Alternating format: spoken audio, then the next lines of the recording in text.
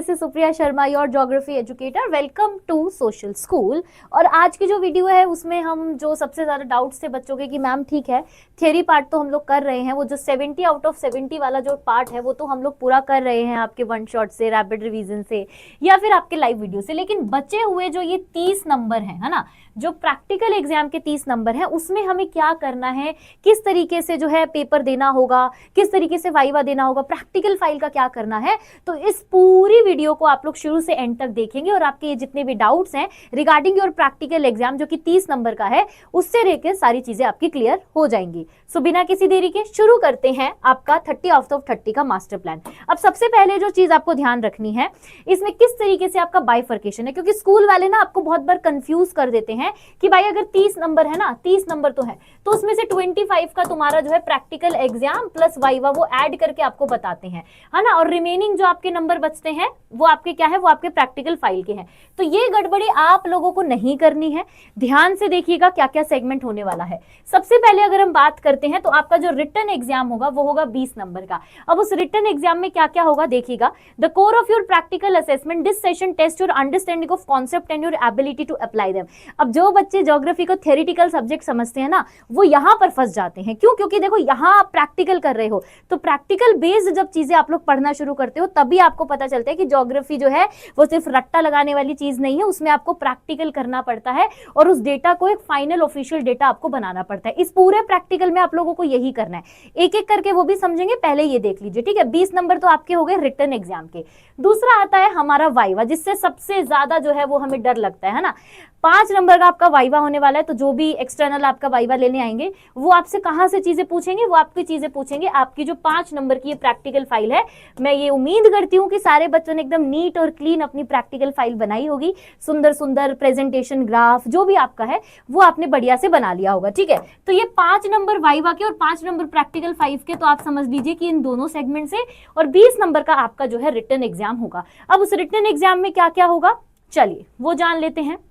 सबसे पहले आप देखेंगे the 4 pillars of this syllabus. कौन सी की सिलेबस की बात हो रही है? वही आपके जो 20 नंबर की प्रैक्टिकल फाइल है उसके 4 पिलर्स की बात हो रही है। क्या क्या है एक पिलर? सबसे पहला पिलर जो है वो आपसे डेटा की बात करता है ना। डेटा आप लोग छोटी छोटी क्लासेस से जो है वो सुनते हुए आ रहे हैं। So it source the completion understanding the raw material of geography. मान लीजिए कि आपको किसी पर्टिकुलर एरिया के बारे में बताना है कि वहां की डेंसिटी और डिस्ट्रीब्यूशन क्या है, तो सबसे पहले उसका रॉ मटेरियल जो डेटा है आप लोग वो करेक्ट करेंगे, ठीक है। गए वहां पर, आपके पास अलग अलग सोर्स होते हैं, आपने इंटरव्यू किया, आपने किसी वीडियो के थ्रू पता किया, आपने किसी न्यूज़पेपर के थ्रू जो है वो डेटा पता किया। देन क्या करेंगे? सेकंड पिलर है आपके पास डेटा प्रोसेसिंग। डेटा प्रोसेसिंग, जो डेटा आपने यहाँ पर कलेक्ट किया है अब आप उसको प्रोसेस करेंगे, उसको देखेंगे कि हाँ इसमें कितनी चीजें सही है, कितनी चीजें गलत है। नेक्स्ट हमारे पास आता है जियोग्राफिकल रिप्रेजेंटेशन।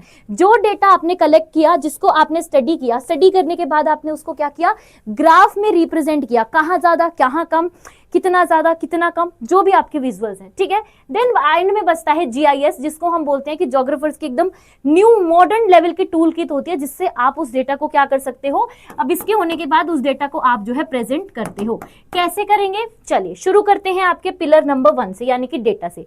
क्या होता है डेटा? अगर मैं आप लोगों से पूछूं, है ना, मैंने अभी कि आपने छोटी क्लासेस में पढ़ा है, तो डेटा क्या है? Data refers to the fact, figure, number और information collected for a specific purpose and use for analysis. जैसे मैंने अभी आपको डेंसिटी का एग्जांपल दिया। अब आपको बिहार की डेंसिटी पता करनी है कि बिहार यूपी की डेंसिटी क्यों है इतनी ज्यादा, क्यों वहां पर ज्यादा हमें पॉपुलेशन देखने को मिलती है। तो उसके लिए आप क्या करेंगे? बिहार में जाएंगे किसी जगह पर, वहां लोगों का इंटरव्यू लेंगे, उसके अलग अलग जगहों पर जाएंगे, चीजें कलेक्ट करेंगे, डेटा पता करेंगे, है ना। तो वो क्या है? वो आपका डेटा है। Think of is at the raw material, it can be quantitative यानी कि वो नंबर्स में भी हो सकता है, और इट कैन बी क्वालिटेटिव यानी कि वर्ड्स और डिस्क्रिप्शन में भी हो सकता है। अब यही तो मेन काम है ना। यहां से आपने रॉ मटेरियल कलेक्ट कर लिया, रॉ मटेरियल कलेक्ट करने के बाद सेकंड पिलर जो था हमारा, उसमें हमें प्रोसेस करना होगा, है ना। कैसे कर सकते हो? देखो क्या क्या एग्जांपल्स हैं। Population figure from the Sensex, कि आपने भाई 2011 में जो हमारी लास्ट सेंसेक्स हुई थी उसके अकॉर्डिंग आपने पॉपुलेशन जान ली। And annual rainfall measurement, climate में हम लोग देखते हैं कि भाई कौन सी एरिया में ज्यादा बारिश हुई, कौन सी एरिया में कम हुई, है ना। देन लिटरेसी रेट आप पता कर सकते हो किसी डिस्ट्रिक्ट का, क्रॉप प्रोडक्शन स्टेटिस्टिक्स आप पता कर सकते हो, and the number of student in your class, for example 40। अब मैं पूछूं कि हाँ आप जो हो क्लास में कितने स्टूडेंट, तो आपने बोला कि मैम वी आर 50। तो ये 50 मुझे कैसे पता चला? क्योंकि मैंने आपकी क्लास में आकर वो डेटा वहां से कलेक्ट किया है। ठीक है। तो ये रॉ मटेरियल वाला जो प्रोसेस है हमारा यहाँ पर हो जाता है ना। अब इसमें भी अलग अलग सोर्स रहते हैं आपके पास कि कैसे आप पता करते हो। सबसे पहला है प्राइमरी सोर्स। प्राइमरी सोर्स क्या कहता है, collected first hand by the investigator for a specific study, it's direct from the source. जैसे अभी हमने बात की क्लास के बच्चों की कि मैं आपकी क्लास में आई तो मैंने कैसे किया, वो मेरा प्राइमरी सोर्स है। ये जो मैम है आपकी सुप्रिया, वो गई आपकी क्लास में जाके उन्होंने पूछा कि कितने स्टूडेंट्स हैं, है ना। तो ये क्या है, ये प्राइमरी सोर्स है मेरे पास, डायरेक्ट मैं जाकर पता कर रही हूं। ठीक है, क्या मेथड है, या तो आप पर्सनल इंटरव्यू कर सकते हो, क्वेश्चंस कर सकते हो, फील्ड सर्वे कर सकते हो, और ऑब्जर्वेशन से भी पता कर सकते हो कि जैसे मान लो आप क्लास में गए, आपने किसी से कुछ नहीं कहा, बस चुपचाप जो है काउंट करके बच्चे आप आ गए, तो ये क्या है, ऑब्जर्वेशन। जब आप बाहर कहीं घूमने जाते हो तो आसपास की चीजें पढ़ते हो, वो क्या है, ऑब्जर्वेशन है ना। एग्जाम्पल क्या हो गया कि you conduct a survey in a village to understand the transport facilities, है ना। आपने एक सर्वे जो है वहां पर कंडक्ट किया, उससे आपको पता चल गया कि कैसे ट्रांसपोर्टेशन की सर्विस है। नेक्स्ट बात करते हैं सेकेंडरी डेटा की। सेकेंडरी डेटा कैसे पता चलेगा, data that has already been collected, compiled and published by someone else. जैसे अब हम सेंसेक्स की बात कर रहे थे, तो 2011 के सेंसेक्स में जो डेटा ले लिया गया है वो आपका पब्लिश हो गया है, आपने वहां से डाटा उठा लिया, है ना।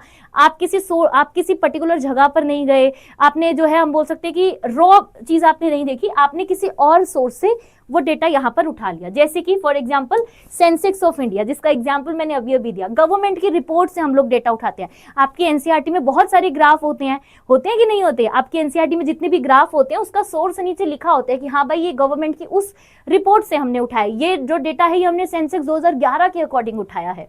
ठीक है, न्यूज़पेपर है, ऑफिशियल वेबसाइट्स हैं, आपकी NCERT textbook, right. Then क्या एग्जांपल है, for example using published census figure for a population study, as simple. Next क्या है, अनपब्लिश्ड डेटा। अनपब्लिश्ड डेटा आपको कौन सा, कि वो डेटा जो कलेक्ट तो हो चुका है बट कहीं पर भी पब्लिश नहीं किया गया है, ऑफिशियली उसके बारे में कोई बात नहीं होती है। ठीक है, the data has been collected but not officially published, it often held internally by the organization, है ना। इंटरनली अपना अंदर का भाई अपनी अपनी बात होगी, ठीक है, one way two way communication है, बाहर का कोई आदमी अंदर नहीं आना चाहिए। इसके सोर्स होते हैं आपके office record, school registers, private research note. जैसे अब मान लो कि अनअकैडमी ही है, अनअकैडमी की कंपनी में कितने एम्प्लॉयज हैं, उनकी सैलरी क्या है, ये अनपब्लिश्ड डाटा, ये कहीं पर पब्लिश नहीं किया जाएगा। ये इंटरनल कंपनी को पता है, वहां के जो एचआर है, वहां के जो मैनेजर्स हैं, वो लोग बहुत अच्छे से जानते हैं कितने एम्प्लॉय है, कितने की क्या सैलरी है।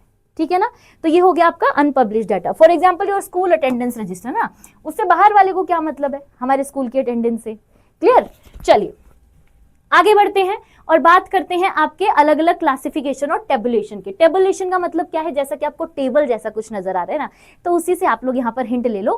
टेबुलेशन का मतलब है कि आपको उसको एक टेबल में जो है फॉर्म करना है। कैसे, देखो सबसे पहले क्लासिफिकेशन समझते हैं। अरेंजिंग डेटा इनटू ग्रुप और categorize based on the similarities to make it easy to understand. जब आप लोग अपने स्कूल में या अपनी बुक में कोई डेटा पढ़ते हो, कोई ग्राफ देखते हो, कोई टेबल देखते हो, तो आपको क्या समझ आता है, आपको यही समझ आता है ना कि हाँ अच्छा ये इस साल की बात हो रही है, ये इस कैटेगरी की बात हो रही है, यहाँ पर ये बताया जा रहा है। तो सेम गोज विद दिस कि आपको अलग अलग तरीके से उसको जो है सिंप्लीफाई करना होता है। कैसे कैसे करते हैं, सबसे पहला है आपके पास क्वालिटेटिव, यानी कि आप नंबर्स के अकॉर्डिंग करते हो, जिसमें रिलीजन, ऑक्यूपेशन, लिटरेसी आएगा। क्वांटिटेटिव नंबर और सॉरी वो एट्रीब्यूट और ये नंबर, ठीक है, इनकम, एज और पॉपुलेशन आ गया। टेम्परल में आप क्या करते हो, टाइम के अकॉर्डिंग कि भाई ईयर वाइज क्या रहा था। देखते हैं ना हम लोग ऐसे ग्रुप्स, देखते हो कि नहीं देखते ऐसे ग्राफ, हमने कितनी बार पढ़े हैं चैप्टर्स में, है ना। देन हम देखते हैं स्पेशल, यानी कि पर्टिकुलरली किसी लोकेशन के अकॉर्डिंग अगर हम बात कर रहे हैं, किसी स्टेट वाइज हम लोग काउंट कर रहे हैं, रीजन वाइज स्टूडेंट को हम लोग काउंट कर रहे हैं, या रीजन वाइज हम लोग जो है कोई लिटरेसी रेट देख रहे हैं, तो ये क्या हो गया, ये स्पेशल हो गया। अब बात आती है टेबुलेशन की। टेबुलेशन वही कि हम डेटा को इस तरीके से जो है फ्रेम कर रहे हैं, है ना। Presenting data into a table with row and column. Row और कॉलम में आपने देखो यहाँ पर बढ़िया से डिजाइन कर दिया। इसका एडवांटेज यही रहता है कि डेटा बहुत ज्यादा सिंप्लीफाइज रहता है और आपके कंपैरिजन में हेल्प करता है और आपका टाइम और स्पेस बचाने की भी कोशिश करता है ना। सोचो इतनी लंबे लंबे डायग्राम लिखोगे, इतने लंबे लंबे सेंटेंस लिखोगे, इससे बेटर क्या है कि 4 रो का 4 जो है कॉलम का एक टेबल बनाइए और उसमें अपने डेटा को बढ़िया तरीके से फिक्स कर दीजिए। डन, चलिए चलते हैं नेक्स्ट पिलर पे, जिसमें था डेटा प्रोसेसिंग। कैसे करेंगे उस डेटा को प्रोसेस, जो अभी हमने देखा। So finding the story of the number, कैसे भाई, देखिए data processing is the journey from raw data to meaningful information. अब ऐसा है कि आपने स्कूल से डेटा कलेक्ट तो कर लिया, है ना, आपने स्कूल से डेटा कलेक्ट तो कर लिया, लेकिन क्या वो डेटा आपके लिए इंफॉर्मेटिव है है ना, क्या वो डेटा आपके लिए यूजफुल है कि बस ऐसे ही कलेक्ट करके आ गए हो, तो उसी को प्रोसेस को हम क्या बोलते हैं, डेटा प्रोसेसिंग। क्या पर्पस है इसका, to convert raw unprocessed fact into insightful actionable knowledge just as crude oil is refined into petrol. क्या बात है, क्या गजब का एग्जांपल ना, कि क्रूड ऑयल जो कि कच्चा ऑयल है हमारे पास, उसका यूज कुछ नहीं है, जब हम उसको रिफाइन करते हैं और जब वो पेट्रोल बनता है और जब वो आपका प्रोसेस होता है तभी तो यूज आता है हमारे। तो same goes with the data, कि डेटा आपने कलेक्ट तो कर लिया, बट वो डेटा कितना मीनिंगफुल है, उसको हम उस बढ़िया तरीके से कन्वर्ट कर पा रहे हैं कि नहीं कर पा रहे, इनसाइटफुल है, नॉलेजेबल है कि नहीं है, उसको हम लोग इसमें डालते हैं। ठीक है, सबसे पहला क्या प्रोसेस होता है, कलेक्ट करना, उसके बाद उसको क्लासीफाई करना, देन उसको टेबल्स में डालना, फिर उसकी कैलकुलेशन करना, और कैलकुलेशन के बाद जो है उसको हम लोग प्रेजेंट कर देते हैं। तो ये पूरा जो प्रोसेस है हमारा रहता है किसके अंदर, डेटा प्रोसेसिंग में। बहुत बढ़िया। नेक्स्ट बात करते हैं, अब इसमें भी हम लोग अलग अलग तरीके से करते हैं। कैसे करते हैं, आपने जो है मैथ्स में जरूर पढ़ा होगा, इकोनॉमिक्स में भी पढ़ा है, मीन मीडियन मोड, तो उसी तरीके से हम यहाँ पर करते हैं। देखिए, सबसे पहले मीन, जिसको हम लोग एवरेज निकालना बोलते हैं। आप लोगों ने छोटी छोटी क्लासेस में एवरेज निकाला है मैथ्स में, तो घबराने की जरूरत नहीं कि मैम ये कहाँ ह्यूमैनिटीज में आप लोग मैथ्स घुसा रहे हो, नहीं नहीं, बस थोड़ा सा है। देखो, इसमें हम क्या करते हैं, सम ऑफ ऑब्जर्वेशन अपॉन में नंबर ऑफ ऑब्जर्वेशन। जैसे यहाँ पर एग्जाम्पल दिया 1 2 3 4 5, इनका प्लस कर देंगे और डिवाइड कर देंगे कितने से, आपके जितने भी है 5, तो हमारे पास आंसर कितना आ गया, यहाँ पर 3 आ गया। दैट मीन्स कि हमने एवरेज निकाल दिया, मीन हो गया। नेक्स्ट आपके पास होता है मीडियन। मीडियन का मतलब ही होता है द मिडल वैल्यू, है ना। तो मिडल वैल्यू जब आप निकालते हो, जैसे मान लो कि आपके पास ये पूरा डेटा था 1 3 3 6 7 8 9 1 2 3 4 5 6 7 8 9, तो इसमें आपका मीडियम का निकल के आएगा यहाँ से 6 और यहाँ से 4 और 5, यानी कि आपने मिडल वैल्यू जो है यहाँ पर अपनी फाइंड आउट कर ली। नेक्स्ट आपके पास आता है मोड, जो जिसकी फ्रीक्वेंसी सबसे ज्यादा होती है ना। इस एग्जाम्पल में देखिए यहाँ पर क्या लिखा है, 2 3 4 4 5 5 5 6, तो यहाँ पर सबसे ज्यादा फ्रीक्वेंसी आपको किसकी दिख रही है, किस नंबर की, 5 की फ्रीक्वेंसी सबसे ज्यादा दिख रही है। तो यहाँ पर जो मोड आएगा वो क्या आएगा, वो आपका 5 हो जाएगा। तो आपने देखो इस तरीके से उसको प्रेजेंट कर दिया। कितनी इजी चीज है ना, बस यही आपको करना होता है बेटा, और कुछ नहीं करना, घबराने की जरूरत नहीं है। ये पूरी पीडीएफ आपको टेलीग्राम चैनल पर मैं दे दूंगी, पढ़कर चले जाना, बहुत इजी हो जाएगा, बस एक बार वीडियो भी देख लेना। चलिए अब बात करते हैं थर्ड फिलर की, जिसमें हम लोग क्या बात करेंगे, आपके visualization data for the maximum impact, कि आपने जो कलेक्ट किया है उसका इम्पैक्ट किस तरीके से जाएगा भाई जनता पे। अ वेल मेड ग्राफ और made communication complex information faster than but presented is a की। क्या बोल रहे हैं कि आपने जो डेटा कलेक्ट किया, उसको प्रोसेस किया, फिर उसको आप क्या कर रहे हो, एक तरीके से मैप के तौर पे, या हम बोल सकते हैं कि उसको एक ऐसे चीज में आपको डेवलप करना है कि लोग उसको समझ सके, है ना, प्रेजेंट करने की बात है। सो क्या क्या उसके जर्नल रूल्स रहते हैं, देखिए कैसे आप ड्रॉ करते हैं ग्राफ और मैप्स को। सबसे पहले आपका आता है क्लियर टाइटल, कि व्हाट डज विजुअल रिप्रेजेंट, कि आपने जो भी बनाया है वो क्या रिप्रेजेंट कर रहा है। अगर यही नहीं पता चलेगा तो फिर क्या ही फायदा भाई। नेक्स्ट क्या है, proper scale, ensuring accurate proportion and measurement, है ना। आप जो ग्राफ बना रहे हो, जो मैप बना रहे हो, उसका एक्यूरेट बहुत सही होना चाहिए, यानी कि उसका जो स्केल आपने बनाया है वो बहुत ही सही होना चाहिए। गलत स्केल होगा तो क्या फायदा, उस डेटा को पढ़ने का कोई बेनिफिट ही नहीं है हमारे लिए, वेस्टेज है वो तो, राइट। नेक्स्ट है हमारे पास नीटनेस, जैसा कि मैंने आपको प्रैक्टिकल फाइल में भी बोला था कि भाई नीट एंड क्लीन होना चाहिए। So you have to use sharp pencils and rulers, a clean presentation earns marks. ये चीज आप हमेशा ध्यान रखो। मैं यहाँ पर देखो इस तरीके से स्टार मार्क कर रही हूँ कि एक बार को गलत भी लिखा होगा ना, थोड़ा 19-20 भी कराओगे अपने आंसर में, लेकिन अगर सुंदर लिखा होगा, राइटिंग सुंदर होगी, प्रेजेंटेशन सुंदर होगा ना, तो नंबर पूरे मिल जाते हैं। ध्यान रखना ये हैक तुम लोग, ठीक है। नेक्स्ट बात करते हैं करेक्ट लेबलिंग की, कि लेबल एक्सेस की इंपॉर्टेंट फीचर्स आपने बढ़िया तरीके से वहां पर हाईलाइट किए हो। जब आप आंसर राइटिंग करते हो तो उसमें आपको हाईलाइट करना होता है, same goes with this. And next है हमारे पास सोर्स मेंशन, यानी कि आपने जहां से भी डेटा कलेक्ट किया है उसका सोर्स मेंशन करना is very very mandatory for you all. ये लो स्टार लगा दी हूं यहां पर, देख लेना इस चीज को, ठीक है। चलिए अब करते हैं कि किस तरीके से हम लोग करते हैं इसको। देखिए सबसे पहले है लाइन ग्राफ, जिसमें आप लाइन इस तरीके से देखो, आप शो करते हो ना, रुको जरा पेन का कलर हम करते चेंज, ये देखो यहाँ पर आप इस तरीके से जो है यहाँ पर शो करते हो। Best for showing change over a time, कि भाई पर्टिकुलर टाइम के बाद किस तरीके से चेंज आया, पहले यहाँ था, फिर यहाँ हुआ, फिर यहाँ हुआ और यहाँ होता है ना। Plotting population growth from 2001 to 2011, इस तरीके में इजी रहता है। नेक्स्ट अगर बात करते हैं तो पाई डायग्राम, पाई आप लोग मैथ्स में भी सॉल्व करते हो, जिसमें आपके पास इस तरीके से एक सर्कल रहता है और उसमें आपको अलग अलग डेटा वेरीफाई करके दिया होता है।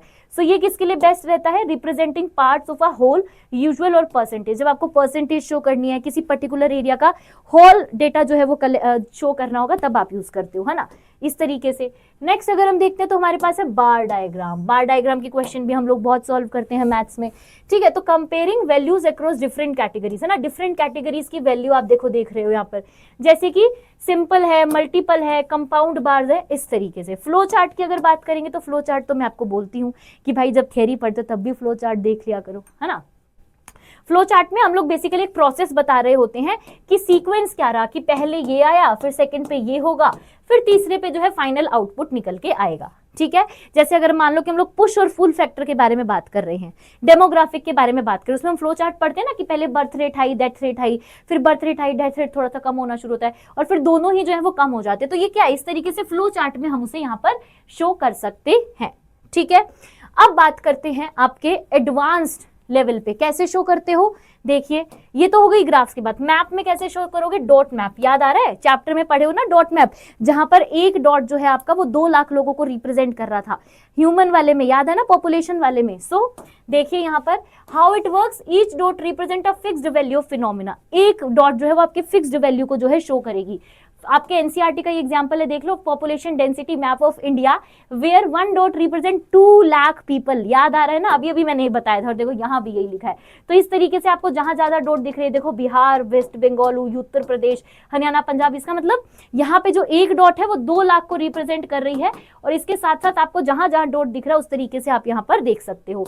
नेक्स्ट हमारे पास होते हैं प्रोटिक मैप आपके। इसमें होता क्या है, इसमें आप बेसिकली शेड करके बताते हो किसी पर्टिकुलर कलर या किसी पर्टिकुलर एरिया के बारे में। जैसे मान लो कि यहाँ पर आपको एग्जांपल दिया है, the map showing decade population growth rate by state. Growth rate show कर रहे हैं कि देखो बिहार में सबसे ज्यादा शेड दे दिया तो मतलब यहाँ का ग्रोथ रेट बहुत हाई रहा है, फिर उत्तर प्रदेश में दे दिया तो यहाँ का रहा है, फिर आपको देखो यहाँ वेस्ट महाराष्ट्र का दे दिया है। इस तरीके से अलग अलग शेड, अलग अलग कलर्स को चूज करके इसको बनाया जाता है।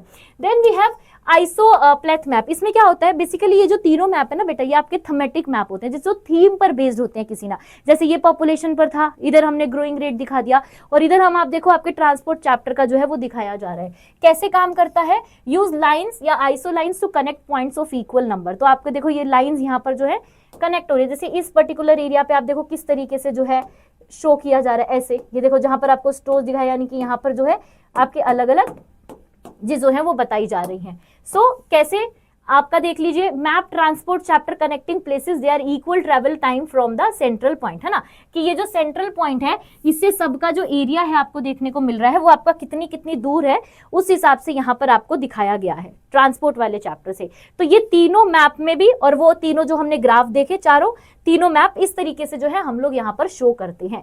अब नेक्स्ट आता है हमारे पास क्या, अपना लास्ट पिलर, जिसमें हम लोग मॉडर्न लेवल की बात करते हैं, that is the modern geographers tool kit, जिसको हम GIS भी बोलते हैं। क्या होता है इसमें, सबसे पहले समझिएगा कि GIS क्या है। इसका फुल फॉर्म है जियोग्राफिकल इंफॉर्मेशन सिस्टम, कि भाई आपको कहां से ये पूरा इंफॉर्मेशन मिला है ज्योग्राफी से रिलेटेड।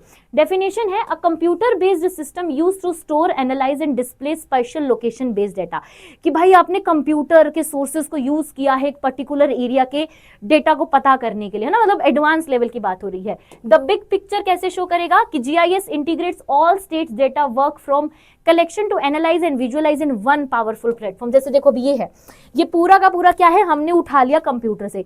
अब इसमें क्या शो कर रहा होगा, इसमें आपको एक बहुत ही बढ़िया रियल वर्ल्ड जो है एग्जांपल दिया गया है, जिसमें आपको देखो हर एक चीज दिखा दी कि ये बिल्डिंग्स हैं, ये आपके पॉइंट ऑफ इंटरेस्ट हैं, और ये आपके रोड्स हैं। इस तरीके से देखो आपको शो किया गया है। समझ आ रहा है ना, कितना बढ़िया तरीके से आपको दिखाया गया है।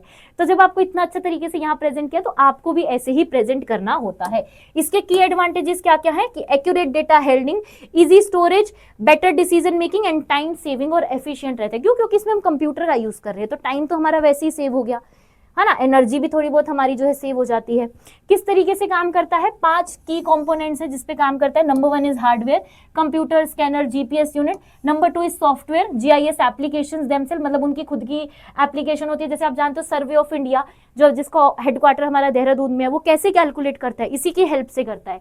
है ना, डेटा द स्पेशल इंफॉर्मेशन उस पर्टिकुलर सिस्टम के बारे में, लोगों की the user and analyst who operate the system, जरूरत तो पड़ेगी ना, नहीं अगर नॉलेज होगा स्किल होगी तो कैसे सर्च कर पाओगे, कैसे डेटा खोजोगे। देन मेथड कि भाई क्या हमारी टेक्निक हम यूज कर रहे हैं, है ना। फॉर्मेट क्या रहता है, दो तरीके का रहता है, वेक्टर डेटा जिसमें हम लोग रिप्रेजेंट करते हैं अलग अलग डिस्टिंक्ट ऑब्जेक्ट को, जैसे कि किसी को पॉइंट से ऑब्जेक्ट करेंगे, किसी को लाइन से शो करेंगे, किसी को पॉलीगन से। देखो जैसे यहाँ पर सिटी को दिखाया गया है पॉइंट से, लाइन से दिखाया गया आपके रिवर को, और पॉलीगन से आपको दिखाया गया है लेक को, है ना। ये आपके सर्वे ऑफ इंडिया, आप चेक कर लेना ऐसे खोल के, सर्वे ऑफ इंडिया जो है वो आपको इसी तरीके से सिंबल्स प्रोवाइड करता है जब आप ये सब चीजें करते हो, ठीक है। रेस्टर डेटा क्या होता है, जिसमें आप लोग represent surface as a continuous grid. आपने देखो ये ग्रिड बना दिया ना, ग्रिड समझते हो ना, ऐसे चार, ऐसे इस तरीके से ग्रिड होता है चार आपके डायरेक्शंस वाला, यानी कि स्क्वायर को, और उसमें जो है इस तरीके से हम शो करते हैं। Use a grid of pixel like an image. देखो जैसे कैसे शो किया है इन्होंने, यहाँ पे कलर जो है थोड़ा लाइट है, फिर यहाँ थोड़ा डार्क और डार्क, और यहाँ बिल्कुल डार्क, कि आपको किसी पर्टिकुलर एरिया के बारे में अगर बताया गया है कि उस साल में इतनी रहा, फिर नेक्स्ट साल आए, थोड़े साल बाद इतना हो गया, इतने साल बाद इतना, तो एक पर्टिकुलर गैप जो है यहाँ पे आपको शो कर रहा है with the different different grid. Clear हुई ये बात, बताइए मुझे। हाँ जी, कैसे वर्क फ्लो रहता है इसका, देखो डेटा टू डिसीजन। अब आपने सबसे पहले क्या किया था, रो डेटा कलेक्ट किया था, उसको प्रोसेस किया था, प्रोसेस करने के बाद आपने उसके बढ़िया मैप, टेबल या जो भी लगा आपने वो बनाया, फिर आप जीआईएस पे आते हो, ठीक है। तो सबसे पहले डेटा का इनपुट, ठीक है, attribute data entry, data linkage and machining, special analysis, output generation, और उसके बाद जो है इसका पूरा का पूरा टेक्निक यूज करके ओवरप्ले एनालिसिस करते हो, मतलब सारी चीजों के बारे में पढ़ते हो, किसका क्या रिलेशन है, किससे किसका कनेक्शन है, किस तरीके से चीजें हो रही हैं। और आपके बफर ऑपरेशन रहता है जिसमें आप जोन्स जो है वो क्रिएट कर देते हो, जैसे कि रोड्स और रिवर, है ना, इस तरीके से अलग अलग करते हो ना। कभी आप देखना, अभी गूगल पे डालकर देखना सर्वे ऑफ इंडिया, उसमें जब आप जाओगे तो आपको अलग अलग सिंबल्स नजर आएंगे और अलग अलग एक मैप दिया जाएगा। तो आपके जोमेटो स्विगी वाले कैसे पहुंचते हैं, इसी की हेल्प से पहुंचते हैं भाई, और कोई ऑप्शन नहीं है। ग्रिड बनता है आपका नॉर्दिंग, ईस्टिंग, ये आपके सिलेबस में नहीं है पर्टिकुलरली, बट हाँ बाकी सिलेबस, जैसे बाकी बोर्ड के सिलेबस में, इसलिए मैं आपको इतने अच्छे से बता पा रही हूँ क्योंकि मैंने उनको पढ़ाया है, उनके 10th क्लास में ये सारी चीजें हैं, है ना। तो इस तरीके से जो है आप अपना ये स्कोर कर सकते हैं, और ये पूरा वीडियो जो है आपको 30 नंबर दिलवा के जाएगा, ये मेरी गारंटी है। बस एक चीज ध्यान रखना, अपनी प्रैक्टिकल फाइल बहुत ही नीट एंड क्लीन बना के रखना। वाइवा की तैयारी करना, जब वाइवा देने जाओगे तो प्रैक्टिकल फाइल साथ लेके जानी है। ये मत करना कि प्रैक्टिकल फाइल घर भूल गए, ना ना ना ना ना ना, घर सजाने के लिए नहीं बनाई है, वो नंबर लेने के लिए बनाई है, ठीक है। तो ये पूरा का पूरा जो है आपको यहाँ पर बताता है कि 20 नंबर जो है वो आप अपने प्रैक्टिकल पेपर से देंगे, ठीक है। लिस्ट जो है वो आपकी बनेगी जिसमें आपके वाइवा के क्वेश्चन पूछे जा सकते हैं, इन चारों चैप्टर से ही पूछे जाएंगे, ध्यान रखिएगा, ये जो 4 चैप्टर हमने पढ़े हैं, है ना। और इसके लिए आपको जो है पीडीएफ जो है मैं दे दूंगी टेलीग्राम चैनल पर, बस आप ऐसे ही बने रहिएगा। Okay, so thank you so much for this video, मिलते हैं अपनी नेक्स्ट वीडियो में, तब तक के लिए bye bye, take care. Telegram channel join कर लेना, पीडीएफ उसमें मिल जाएगी, and all the best to all of you, bye.